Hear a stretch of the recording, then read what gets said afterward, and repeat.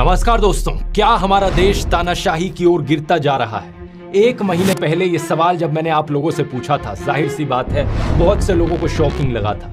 लेकिन किसी भी सच्चे देशभक्त के लिए जो सही मायनों में देश की परवाह करता है, उसके लिए सवाल बहुत जरूरी है। कुछ लोगों को डाउट हुआ था कि क्या सही में ऐसा हो रहा है या नहीं हो रहा, लेकिन पिछले एक महीने में जो कुछ हुआ है देश में, उसे देखकर तो यकीनन आपकी आंखें खुल जानी चाहिए। दिल्ली के चीफ मिनिस्टर अरविंद केजरीवाल को बिना मनी ट्रेल और बिना कन्विक्शन के अरेस्ट कर लिया गया।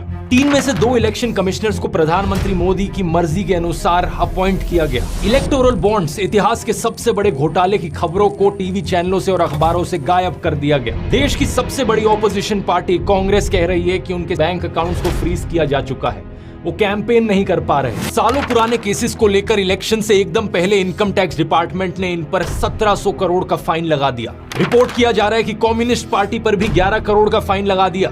देश भर से खबरें आ रही हैं कि कैसे ऑपोजिशन के कैंडिडेट्स डिक्लेयर होते ही उन पर ईडी और आईटी के नोटिस आ जा रहे हैं। और कांग्रेस का तो ये तक कहना है कि उन्हें अखबारों में पेड एडवर्टाइजमेंट्स छापने तक नहीं दिया जा रहा। इसको छपवाने के लिए हमने नीचे अपना नाम भी दिया, सारा ब्यौरा दिया कि चंदा दो धंधा लो चल रहा था।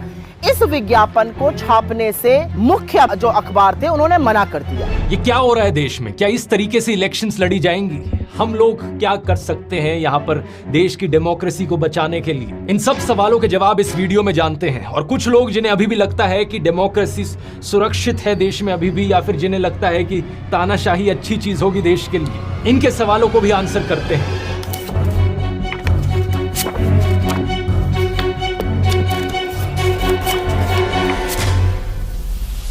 वीडियो शुरू करने से पहले आप में से कई लोगों ने रिक्वेस्ट करी थी, इसलिए जो होली डिस्काउंट है ध्रुव राठी एकेडमी पर, उसे 4 दिन और एक्सटेंड किया जा रहा है। अब आप 4 अप्रैल तक इस कूपन कोड को इस्तेमाल कर सकते हैं होली 50 फ्लैट 50% ऑफ पाने के लिए मेरे टाइम मैनेजमेंट कोर्स और मेरे चैट जीपीटी कोर्स दोनों पर। इन QR कोड्स को आप स्कैन कर सकते हैं जिस भी कोर्स में आप इंटरेस्टेड है, नहीं तो लिंक इनका नीचे डिस्क्रिप्शन में भी मिल जाएगा। शुरुआत करते हैं अरविंद केजरीवाल के अरेस्ट से। यह आजाद भारत के इतिहास में पहली बार है कि किसी सिटिंग चीफ मिनिस्टर को अरेस्ट किया गया हो, और वो भी तब जब कोर्ट में कोई गुनाह साबित तक नहीं हुआ।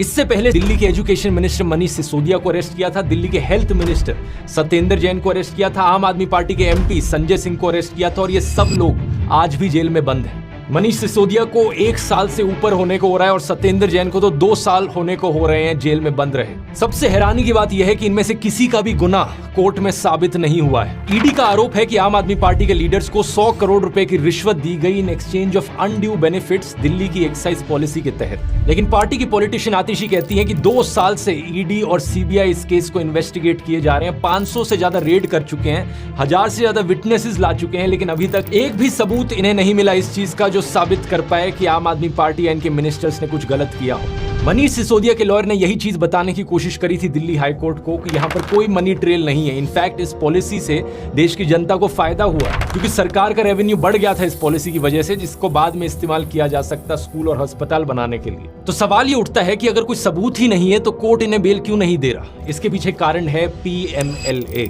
Prevention of money laundering act का कानून। स्पेसिफिकली कहा जाए तो 2018 में जो इस कानून में अमेंडमेंट करी गई थी मोदी सरकार के द्वारा, इस अमेंडमेंट में सरकार ने बेल की कंडीशंस बदल दी, बेल लेने को और मुश्किल बना दिया। बाकी कानूनों में क्या होता है, innocent until proven guilty, bail मिलना आपका अधिकार कंसिडर किया जाता है। लेकिन PMLA में अब क्या हो गया है, गिल्टी अंटिल प्रूवन इनोसेंट। आपको तब तक बेल नहीं मिलेगी जब तक आप अपने आप को इनोसेंट ना साबित करो।